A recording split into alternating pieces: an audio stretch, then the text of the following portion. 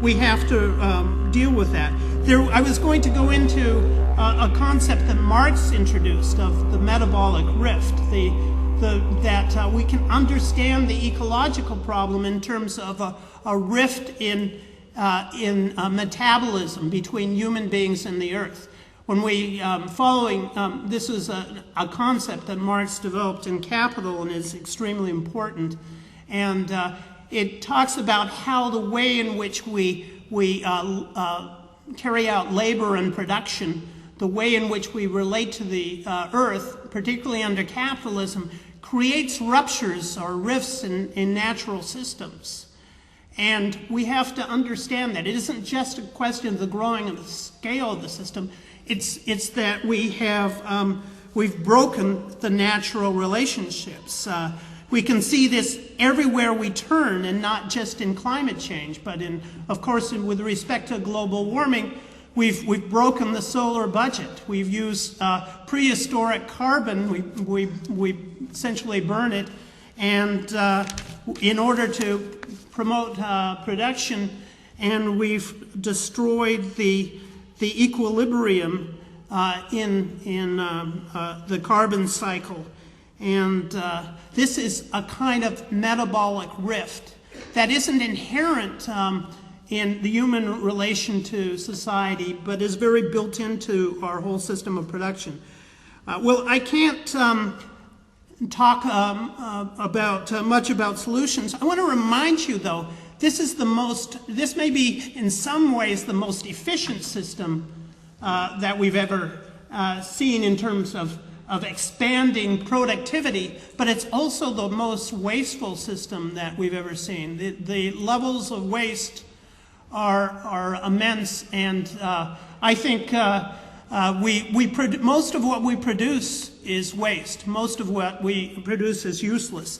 And it's a system that's based on enormous inequality. I can't tell you what the inequality in Australia is, but I can tell you about wealth inequality in the United States.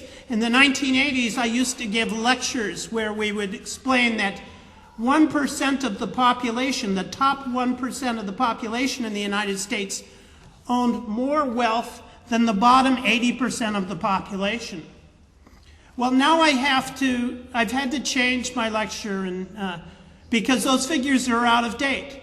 Now, today, the top 1% of the population in the United States owns twice as much as the bottom 80% of the population.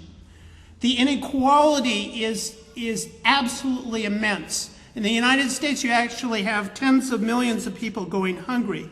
Now, just one last point, and we're talking about climate change here, but you have to look around and you have to look. We have a world financial system.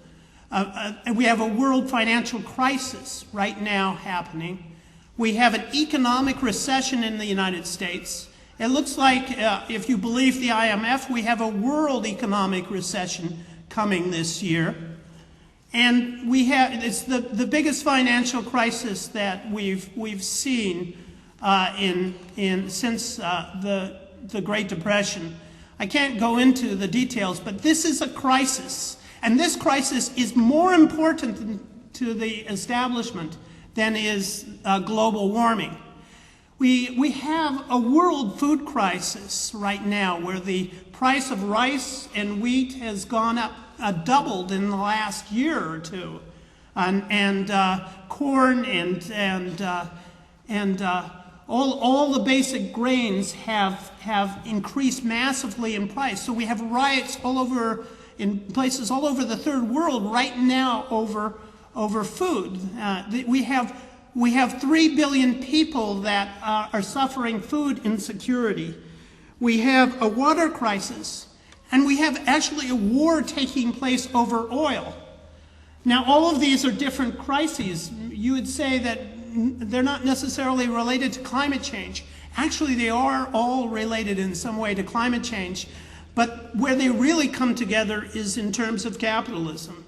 It's the fact that so many people in the world are hungry has to do with the nature of our economic system, our system of power. The same with climate change, the same with water crisis, the same with oil and war. So we have to put these things together. And remember, while we're fighting over saving the earth due to climate change, we have to remember all of these other problems as well, and approach it in a unified way as socialists who also believe in ecological revolution. Thank you.